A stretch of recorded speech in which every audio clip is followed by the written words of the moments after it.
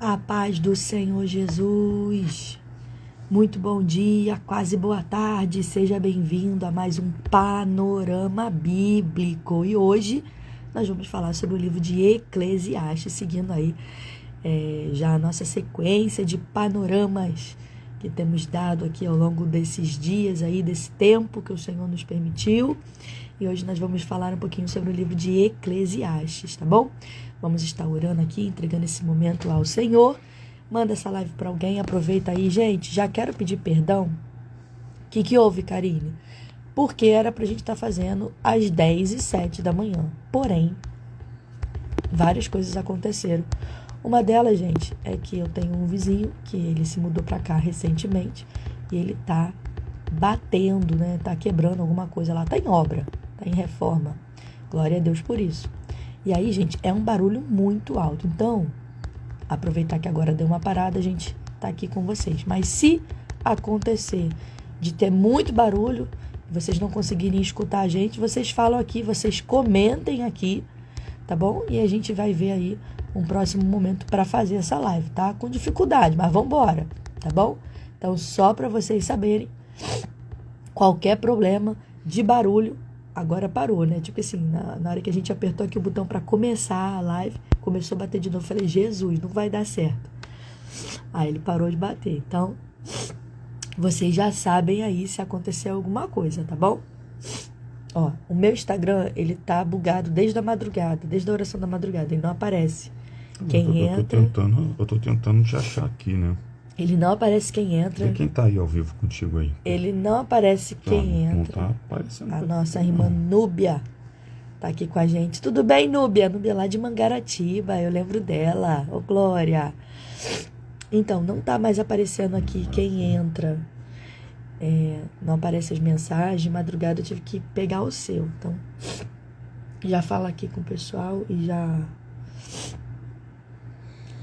Me dá aí que eu escrevo e já faz a nossa oração. Fala, minha gente. Paz de Cristo a todos. Muito bom dia. Mais uma vez, estamos aqui. Não aparece, tá vendo? Meu Deus do céu. Voltando com o panorama bíblico, tá? Compartilha com alguém aí agora. Eu vou compartilhar aqui rapidamente, tá? E é um projeto que Deus colocou no nosso coração para semanalmente estarmos aí aplicando um livro da Bíblia, né? A gente vem devagarinho explicando algumas coisas. É um panorama, tá? Então é algo, não é profundo. A gente abrange algumas partes, abrange alguns pontos importantes do livro vigente, para que você possa entender de uma forma simples, tá? Na nossa linguagem, para você poder, repito, aprender mais da palavra de Deus, tá bom? Então, para quem gosta de estudar a palavra de Deus, pega papel, pega caneta e vem aí. Ou então, coloca um fone de ouvido, não sei em qual momento que você tá, não sei se você tá no ambiente de trabalho, não sei se você tá na sua casa, mas aumenta o som aí para a gente poder aprender um pouco mais sobre a palavra de Deus. E aqui hoje a gente vai falar sobre um livro de Eclesiastes, um livro poético, tá bom? A nossa sequência é essa, tá? Então, Karine, eu quero saber sobre os outros livros. Olha, semana passada a gente falou sobre o livro de Provérbios. Falamos também já sobre o livro de Salmos. Já falamos aqui sobre alguns livros. E chegou aí no livro de Eclesiastes. Então, se você tem curiosidade de conhecer um pouco mais algum livro da Bíblia, Karine, eu nunca ouvi falar sobre Levítico. Já falamos sobre Levítico. Eu nunca ouvi falar sobre Crônicas, Reis. Todos esses livros aí, gente... Josué, Juízes, 1 Samuel, 2 Samuel, né? Desde Gênesis a gente já tem falado aí, a gente está seguindo a ordem cronológica ali, a ordem cronológica não, a ordem da Bíblia, a ordem que está escrita a Bíblia, e chegamos agora no livro de Eclesiastes, tá bom? E vamos falar um pouquinho sobre ele. Vamos orar para iniciar esse momento rapidamente. Eu tô vendo aqui outra coisa, gente, não tá funcionando minhas mensagens. Então, se você mandar alguma mensagem que eu não consigo ver, a gente sintonizou ali no telefone do meu esposo, para ver se quando vocês escrevem alguma coisa aparece, tá bom? Vai. Eu acho que é do Instagram mesmo, tá vendo? É do Instagram mesmo, né? Bom, vamos lá, gente. Senhor, nosso Deus e nosso Pai, em nome de Jesus, entramos na Tua presença nesse momento em oração. Glorificamos e exaltamos o Teu nome, Pai querido. Te agradecemos por todas as coisas que o Senhor tem feito por nós.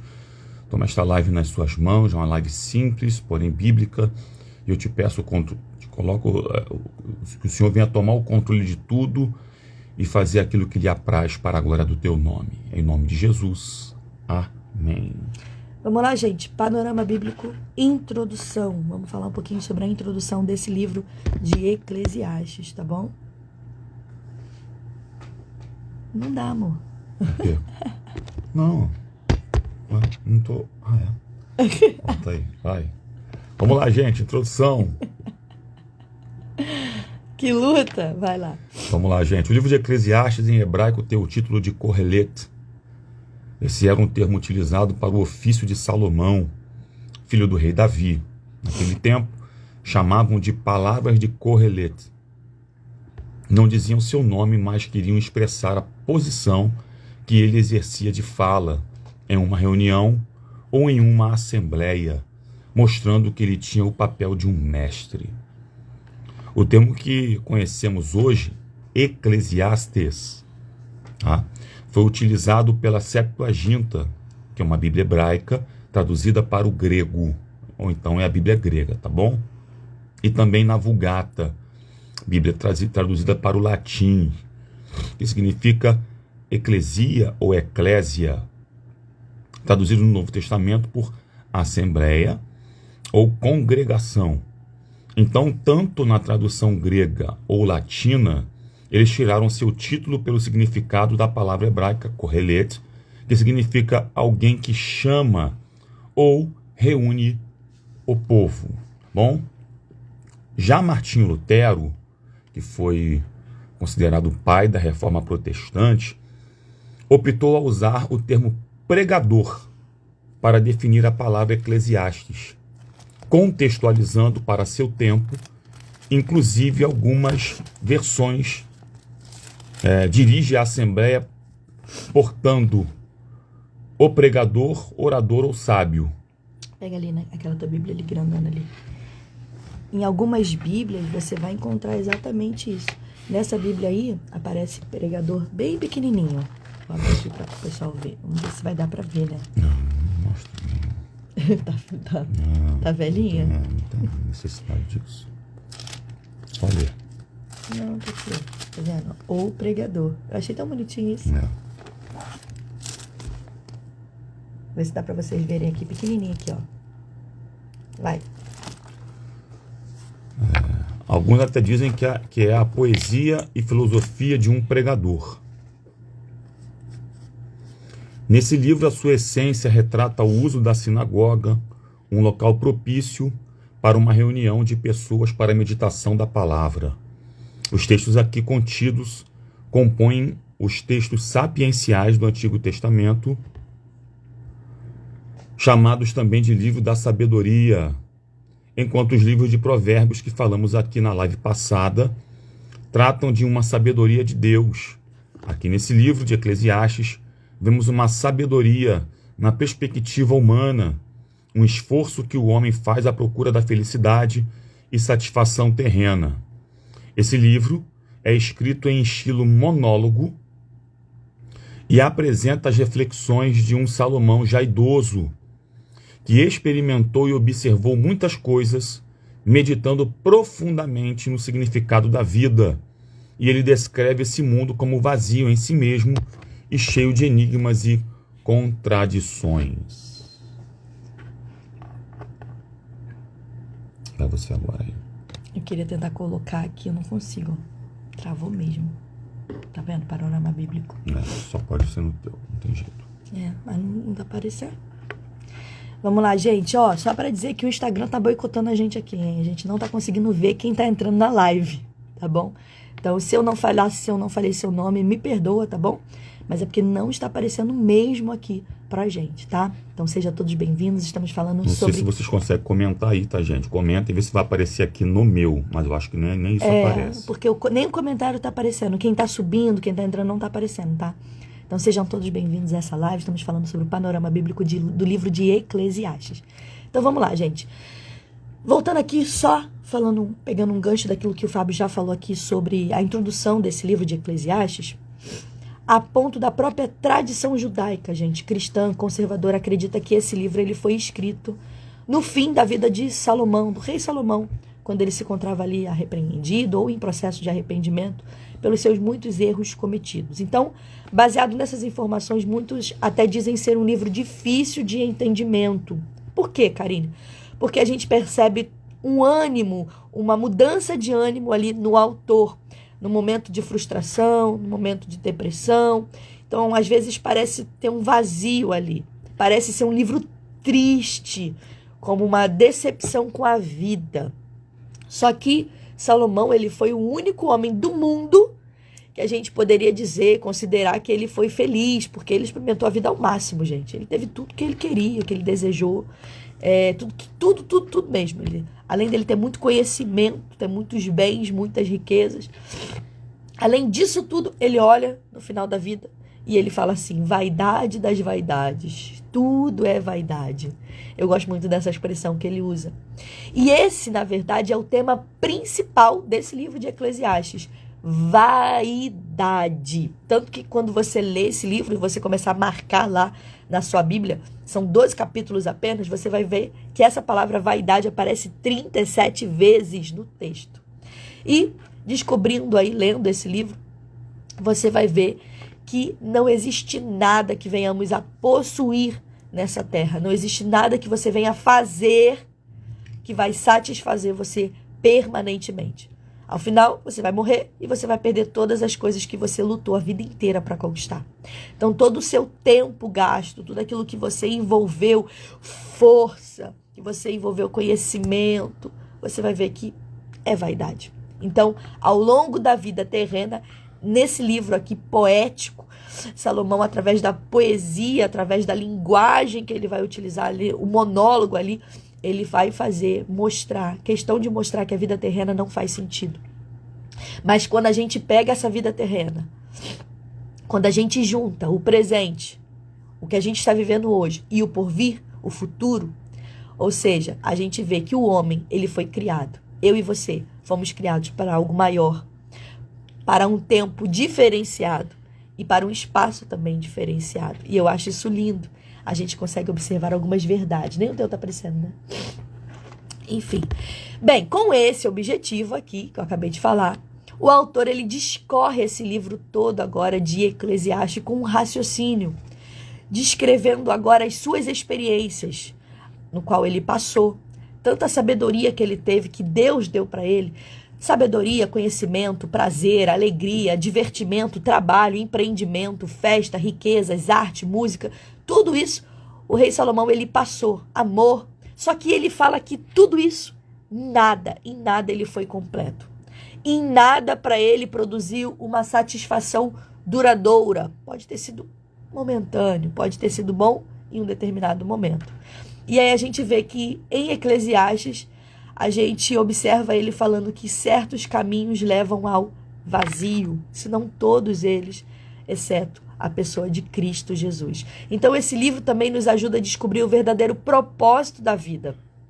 Tal sabedoria pode poupar-nos do vazio que resulta numa existência sem Deus. Então não adianta você ter tantas coisas, até mesmo sabedoria, se você não tiver a pessoa de Deus. Então, o veredito final aqui desse livro aqui é que não há lucro. Olha que coisa legal. Não há lucro debaixo do sol. Você pode trabalhar, ser a pessoa mais rica do planeta, mas não há lucro debaixo do sol.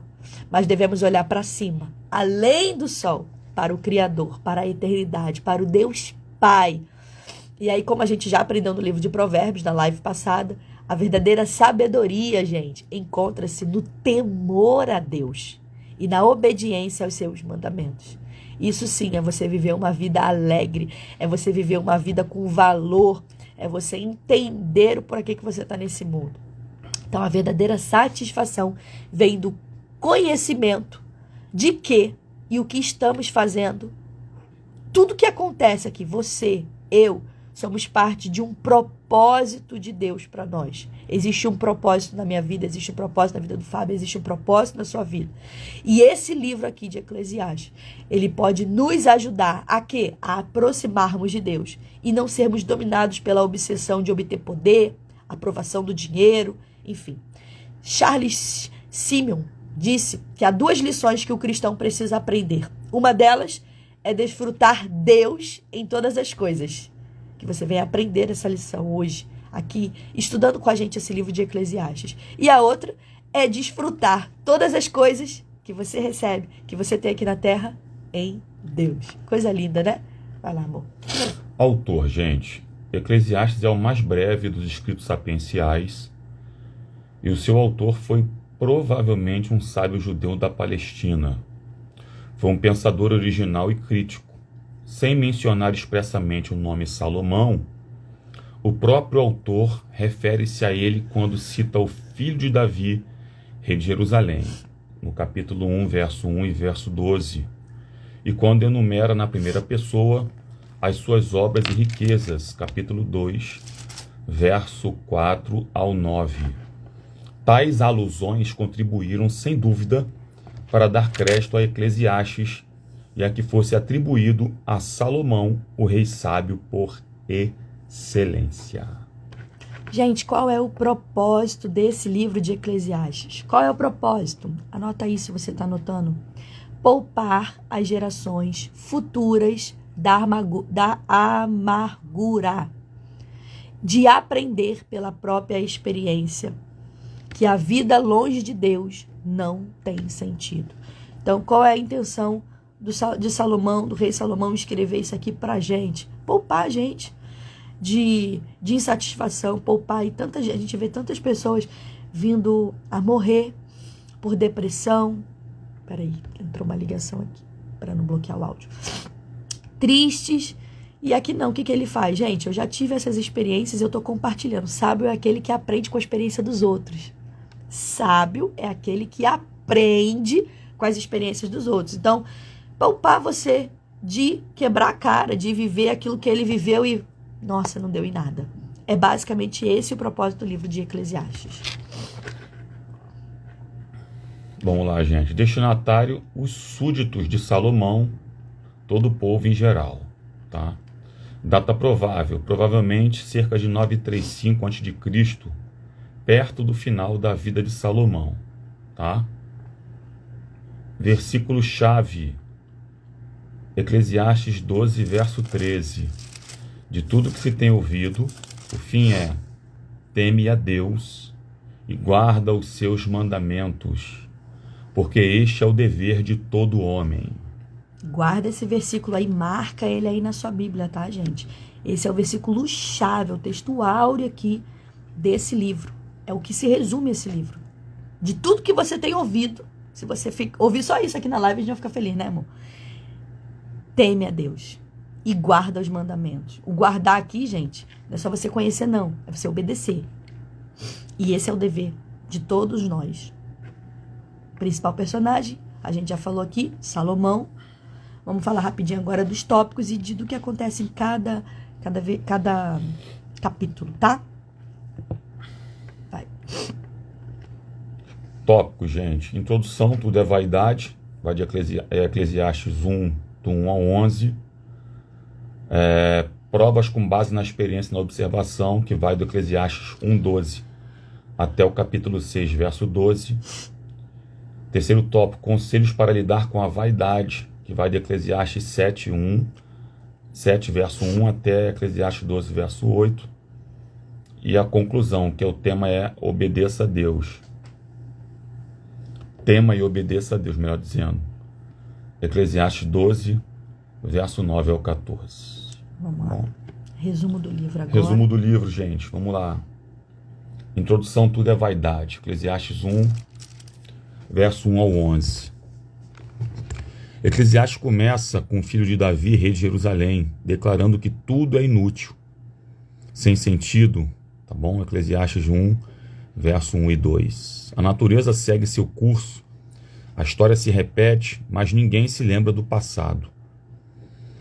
Salomão dedicou sua vida ao conhecimento e à sabedoria, mas não encontrou satisfação nem sentido para a sua vida. Quer que eu vá lendo aqui? Eu acho que complementa, acho que fica legal. Ó. Então, Ó, ele citou ali Eclesiastes 1, do 1 ao 2, diz assim, ó, na minha versão. Palavras do pregador, filho de Davi, rei de Jerusalém. Vaidade de vaidades, diz o pregador. Vaidade das vaidades. É tudo vaidade. Que vantagem tem o homem de todo o seu trabalho que ele faz debaixo do sol? É uma pergunta. Vai. a questão a ser tratada aqui é o problema da vaidade. Vamos observar na leitura de seus 12 capítulos reflexões em torno da vulnerabilidade humana. O livro aponta para o homem que tenta viver sua vida de forma independente do Criador, chegando assim à conclusão que tudo não passa de vaidade. Ele chega até a utilizar uma expressão idiomática comum aos judeus naquele tempo, que é assim, ó, vaidade das vaidades, que é um vazio supremo, ou seja, como tudo é inútil. Ok? Quer aplicar alguma coisa? Não. Vamos lá. Vamos lá. Provas com base na experiência e na observação. Eclesiastes 1, verso 12, até Eclesiastes 6, verso 12. Não há sentido no prazer, na sabedoria nem no trabalho. Salomão gastou suas riquezas nos prazeres da vida. Comida, bebida, bens, música, mulheres, grandes construções. Mas nada dessas coisas deu sentido à sua vida. Ele chegou à conclusão que também não vale a pena trabalhar muito e acumular riqueza quando um dia se vai morrer e deixar tudo para trás. Ele viu que a sabedoria não salva ninguém da morte e que é uma bênção de Deus poder desfrutar do presente. Eclesiastes 2:24. Lê pra gente aí, por favor.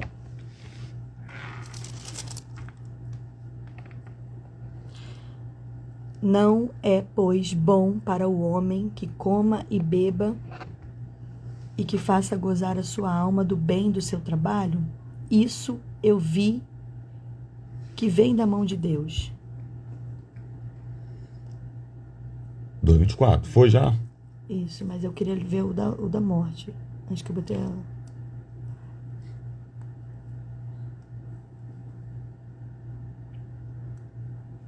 Bom, vamos lá, gente.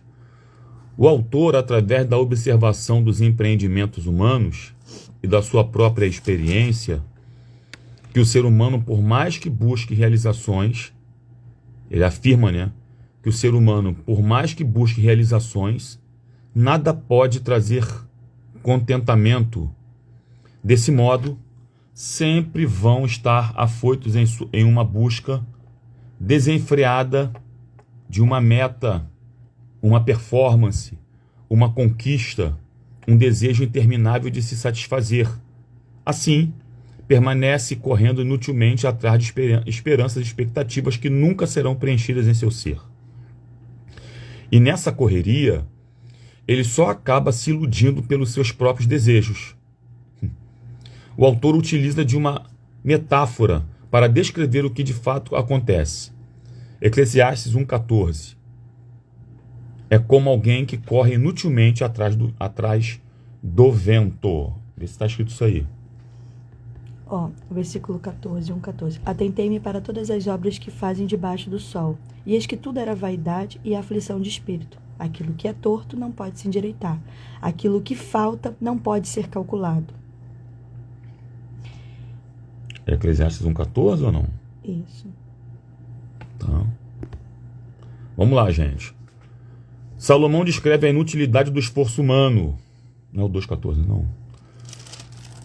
Como até a sabedoria humana se mostra impotente aos mistérios do mundo. Os problemas do mundo continuam existindo, apesar de todo o esforço empregado pelo homem para tentar solucionar é inevitável a decepção, as injustiças, e o ser humano vive em uma gangorra, oscilando em pessimismo e otimismo, esperança e desesperança, mostrando que tudo tem seu tempo. As coisas da vida são passageiras, não duram para sempre. Assim, como não vivemos sempre em alegria e paz, também não vamos viver para sempre na tristeza, no medo e no sofrimento. Cada coisa tem seu tempo certo e Deus está no controle de tudo.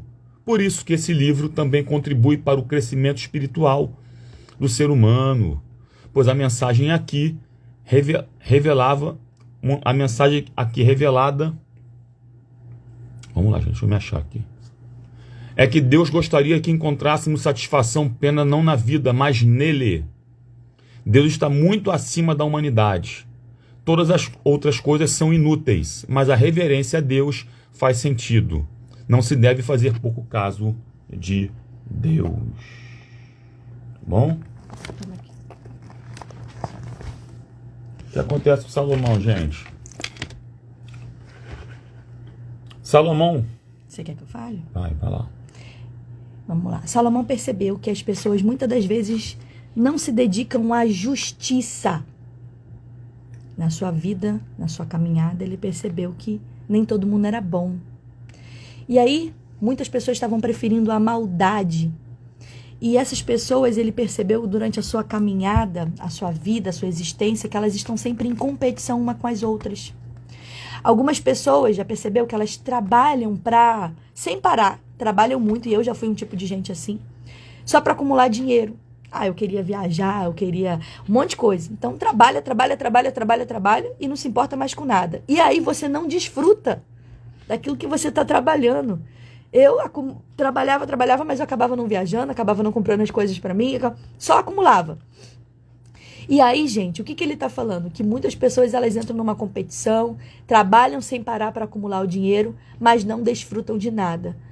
Então, quando elas poderiam gastar o quê? Mais tempo com a família, com os amigos, com a vida. Aqui ele cita Eclesiastes 4:8. Também vi de todo o trabalho, de toda destreza em obras trazem ao homem a inveja do seu próximo. Isso também é vaidade e aflição de espírito. E aí no capítulo 4 você vai ver exatamente ele falando sobre essa parte.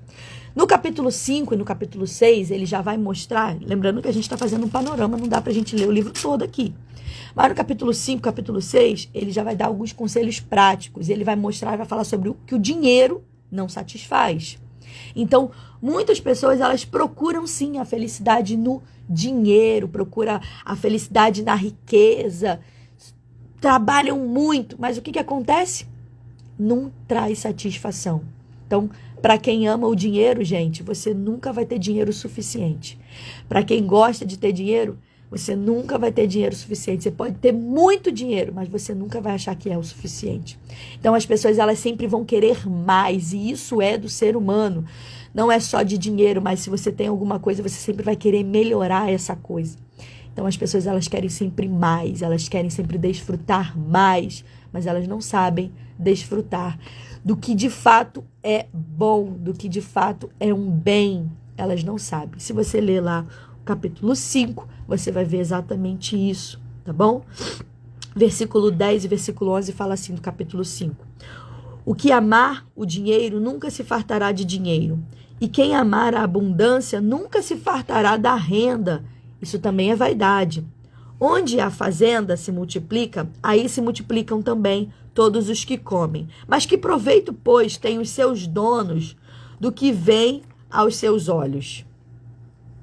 Aí ele bota assim: doce é o sono do trabalhador, quer coma pouco, quer coma muito, mas a fartura do rico não o deixa dormir. É forte, né? Vamos lá. Outra coisa que ele fala aqui, ó, é melhor ter menos com paz. Acabamos de ler aqui, né? Doce é o sono do trabalhador do que o dono lá da fazenda, do que o rico. É melhor ter menos com paz e contentamento do que ter muita riqueza com frustração, com preocupação constante. De qualquer jeito, no fim, ninguém pode levar nada. Ninguém pode levar o seu dinheiro consigo quando morre. Vamos ver lá o que diz Eclesiastes 6:2. Diz assim: há um mal que tenho visto debaixo do sol, muito frequente, que é entre os homens. Um homem a quem Deus deu riquezas, fazendas e honra, e nada lhe falta de tudo quanto a sua alma seja. Mas Deus não lhe dá poder para daí comer, antes, entrando-lhe come. Como também isso é vaidade e má enfermidade. Se um homem gerar 100 filhos e viver muitos anos, os dias dos seus anos forem muitos, sua alma não se fartará do bem. E além disso, se não tiver um enterro digno, que um aborto é melhor do que ele. Olha isso, gente. Ele falando que é uma pessoa que morre antes é melhor do que quem vive. Aqui está mostrando, gente, o quanto que a vida é vazia, que no final de tudo, ninguém pode levar o seu dinheiro. Você pode trabalhar muito, você pode ter muitos filhos, você pode ter muitas propriedades, mas quando você morre, não tem nada. Acaba tudo. Eu gosto muito de botar ele na versão LTH porque fica mais fácil até de entender. Então, dependendo da versão da sua Bíblia, procura depois a versão LTLH. NTLH. Ela é muito mais fácil de você compreender. Tá bom? Quer falar sobre o capítulo 7? Vamos lá. Quando lemos o capítulo 7, percebemos muitos conselhos e pensamentos sábios e valiosos. Conselhos úteis sobre como viver bem, agradando a Deus. Ele aborda que o homem natural, diante da morte, se apavora. Por isso, a necessidade de encarar a vida com seriedade. Eclesiastes 7, verso 1 até o verso 6. Ele fala de luto, tristeza, repreensão, que isso tudo pode contribuir para a edificação de um caráter. É melhor ter boa reputação, temer a Deus e ser sábio do que ser rico e tolo. O sábio evita os perigos da ira e da imoralidade sexual, mas a maioria das pessoas corre atrás de intrigas. Vou ler aqui, ó, capítulo 7, do 1 ao 6. Eu até pegar ali a NTLH, que é melhor. Melhor é a boa fama do que melhor unguento, e o dia da morte do que o dia do nascimento de alguém. Olha só, ele está falando que o dia da morte é melhor do que o dia do nascimento de alguém. Melhor ir à casa onde há luto do que a casa onde há banquete, porque ali se vê o fim de todos os homens e os vivos o aplicam ao seu coração. Melhor é a tristeza do que o riso, porque a tristeza do rosto se faz melhor o coração. O coração do sábio está na casa do luto, mas o coração do tolo na casa de alegria. Melhor é ouvir a repreensão do sábio do que ouvir alguém a canção do tolo. Porque qual o crepitar dos espinhos debaixo de uma panela, tal é o riso do tolo. Também isso é vaidade. Pesado, né, gente? Realmente é um tempo reflexivo de Salomão. Vamos lá, vai. A gente vai ver também no capítulo 8 aqui que Salomão diz da importância da justiça e de honrar o rei. Ele agora fala sobre a obediência que nós precisamos ter às autoridades. Ele fala que a autoridade é uma demonstração. Quando você honra a autoridade, quando você obedece uma autoridade, é uma demonstração de inteligência, tá?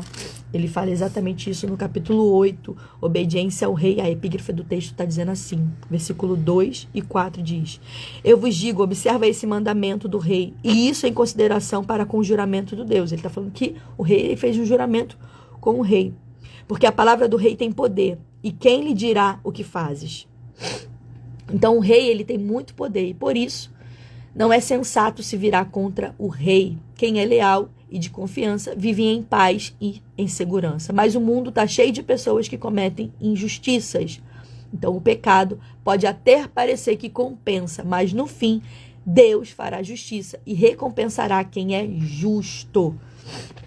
Então, diante de tantas contestações e conselhos aqui apresentados por Salomão, é um livro muito rico, é um livro poético. Então, às vezes, é até difícil, às vezes, de compreender ali a poesia que Salomão está aplicando, mas se você meditar, se você ler com calma, se você pegar um dicionário, colocar ao lado, você vai ver quantos conselhos. E aqui Salomão descreve no capítulo 9, ele aproveita a vida. Ele fala que é pra gente O capítulo 9 já começa uma conclusão desse livro aqui. E ele fala que é pra gente aproveitar a vida, desfrutar da vida.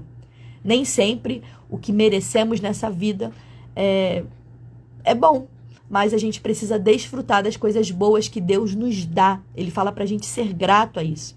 E por isso, ele mostra que o caminho com a prática da bondade, não vivendo de maneira inconsequente, mas se preparando para o futuro com Deus. Então, o que eu e você temos que fazer diante desse livro aqui? Qual é o aprendizado central aqui, gente?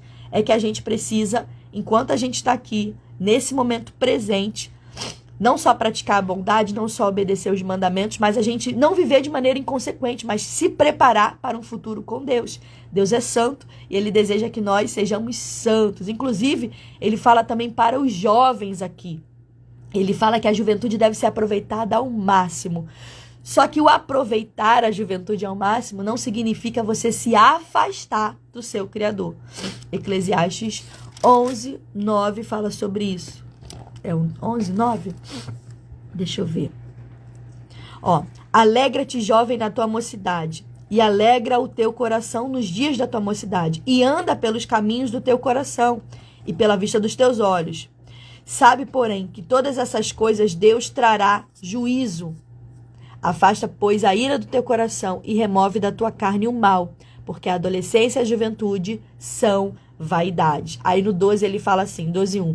Lembra-te do teu Criador nos dias da tua mocidade, antes que venham os dias maus e cheguem os anos dos quais venham a dizer, não tenho neles contentamento.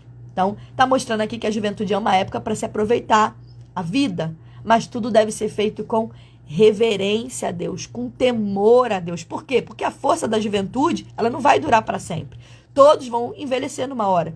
E vai perceber que aqueles prazeres vividos ali não valeu a pena. Foi vaidade. Então um dia você vai morrer e você vai ter que prestar conta a Deus. Vai chegar um dia do juízo. Vai ter que prestar contas. E aí? Como foi tua juventude?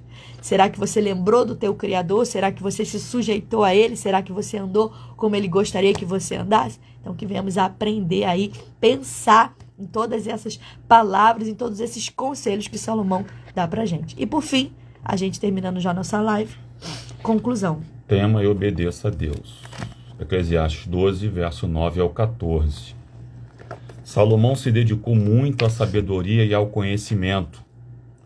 Depois de analisar todas as coisas, ele concluiu que o mais importante da vida é temer a Deus e obedecer os seus mandamentos. No fim, é Deus quem estabelece a justiça. Eclesiastes 12, versos 13 e 14. Você vai ler aí? Eclesiastes 12, verso 13 e 14. Vai. E demais disse, filho meu, atenta, não há limite para fazer livros e muito estudar. É enfado e é carne, e é da carne. De tudo o que se tem ouvido, o fim é, teme a Deus e guarda os seus mandamentos, porque este é o dever de todo o homem. Porque Deus há de trazer juízo a toda a obra, até tudo que está encoberto, seja for bom, seja for mal.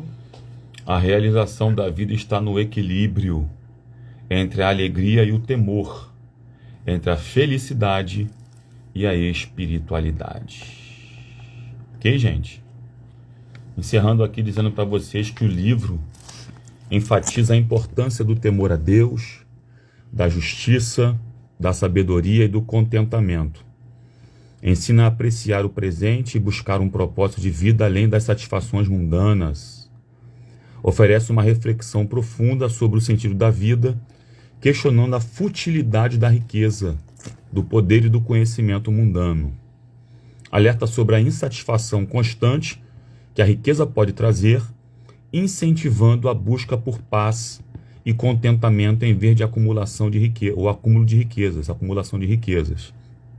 O livro oferece conselhos práticos para essa fase da vida, sublinhando a importância de aproveitar a vida com reverência a Deus. Vai.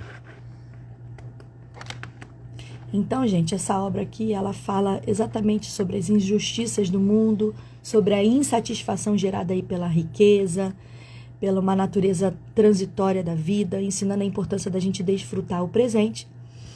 Mas destaca aqui, cada fase da vida tem o seu tempo. Eu gosto muito lá de Eclesiastes 3, que fala exatamente sobre isso. Que cada fase da vida tem o seu tempo. E Deus, ele não perdeu o controle de absolutamente nada. Então, o autor revela aqui que, mesmo com todas as conquistas, sabedoria, ele não encontrou sentido na vida. E ele conclui que todos os prazeres terrenos, todos os acúmulos de riqueza, não firmam, não conferem um propósito verdadeiro à existência humana. Então, ele fala que a morte é inevitável. Então, nós temos um propósito. Qual é o propósito? É o Pai, é o céu. É entender aquilo que o Senhor nos chamou para fazer nesse tempo. O Criador nos chamou para fazer esse tempo. Eu gosto muito desse livro de Eclesiastes, gente, porque ele fala que a gente precisa unir aquilo que a gente faz agora, já falei sobre isso aqui, com o que vai vir. Então, da mesma maneira que a gente precisa, por exemplo, do Antigo Testamento para revelar a pessoa de Cristo com o Novo Testamento, que já é a pessoa de Cristo revelado, a junção dos dois, é a mesma forma que a gente precisa entender esse livro de Eclesiastes e viver aqui, é unir os dois. E eu terminei com um versículo que eu gosto muito, que está lá em Eclesiastes 3:11. Deus colocou a eternidade dentro do coração do homem. Deus colocou a eternidade dentro do coração de um homem. Então, a nossa alma, ela sempre vai ansiar, ter um anseio por mais. Mas por quê? Porque a gente tem a eternidade dentro da gente. Então, nada que você venha fazer nesse mundo vai conseguir satisfazer. Você pode fazer de tudo, como Salomão tentou, e nada satisfez ele. Por quê? Porque tem uma eternidade dentro da gente. Aquilo que Deus fez para a gente viver, não foi para viver algo momentâneo. Deus fez a gente para ser eternos com Ele lá. Então, aquilo que a gente vai desfrutar no futuro com o Senhor é glorioso. Então, como é que a gente vai desfrutar isso? A vinda de Jesus trouxe essa luz para a gente. Olha o que diz em 2 Timóteo, capítulo 1, versículo 10. E que ele é manifesta agora pela aparição do nosso Senhor Salvador. E que é manifesta agora pela aparição de nosso Salvador Jesus Cristo, o qual aboliu a morte e trouxe luz à vida e à incorrupção pelo Evangelho. Está falando que Jesus, ele trouxe para mim e para você a eternidade. Ele trouxe para mim e para você esse corpo glorificado. Ele trouxe essa luz. Aquilo que antes era vaidade, agora em Jesus a gente consegue entender o nosso propósito, que é viver com Ele na eternidade. Então, Jesus, ele modificou toda essa realidade que a gente vive hoje, com uma luz plena em Deus, tá bom? Então, a gente só é feliz quando a gente entende isso e vive esse propósito em Cristo, tá bom? E é isso. Para terminar, quer falar mais uma coisa? Curiosidade, gente. Esse livro de Eclesiastes era lido nas sinagogas durante a festa de Pentecostes. E Paulo cita o livro em Romanos 8, versos 11 ao 22, tá? Versos 11 ao 22. Cuidado, não podemos confundir esse livro de Eclesiastes com o livro apócrifo de Eclesiástico, escrito por Jesus ben Sirac, que podem ser encontrados nas Bíblias católicas e nas traduções da Septuaginta e Vulgata, tá bom? A Bíblia de Jerusalém inclusive tem esse livro aí, tá? É isso, gente. É isso, finalizamos mais um panorama bíblico. Fiquei triste aqui, porque não consegui visualizar o que vocês escreveram, não consigo ver. Vê se você consegue ver no teu quem tá com a gente. Consegue, não? Quem tá com a gente eu consigo. Mas não conseguimos visualizar. Irmã Marta Caetano tá com a gente, irmã Matilde, irmã Núbia, Léo Casoto tá com a gente também. Só, teve algumas pessoas que entraram e saíram, né? Mas a gente só vai citar quem ficou até o fim aí, tá? O Instagram, gente, tá bugado. Não tá enviando para todo mundo os vídeos. A Marta Silva também tá com a gente. Não tá enviando os vídeos para todo mundo. Não tá deixando eu ver os comentários de vocês. Então, assim, a gente não tem interação, né? Não sabe nem se vocês comentaram ou não. Então, não aparece assim, para mim nem para ela não, tá? Vamos orar aí para que essa ferramenta venha melhorar, né? E seja uma forma da gente propagar a palavra de Deus. Então, esse foi o panorama bíblico do livro de Eclesiastes. E semana que vem, o Senhor assim permitindo, vamos falar sobre o livro de Cantares. Cantares também, um livro de Salomão, autoria dele. Um livro poético também, estamos falando sobre os livros poéticos. Eu tenho certeza que vai ser bênção para a glória de Deus, tá bom? Obrigada por você ter ficado conosco aqui. Ore para terminar, Fábio. Oremos então ao nosso Deus para poder encerrar. Senhor, nosso Deus e nosso Pai, em nome de Jesus, entramos na Tua presença nesse momento em oração. Glorificamos o Teu nome, exaltamos o Teu nome por todas as coisas. Toma, Pai querido, a vida de cada um de nós. Toma esta quarta-feira, que venha ser uma quarta-feira produtiva daqui para frente e que o Seu nome venha a ser sempre glorificado. Amém. Beijo, gente. Paz de Cristo. Deus Tchau, abençoe. gente. Deus abençoe a todos.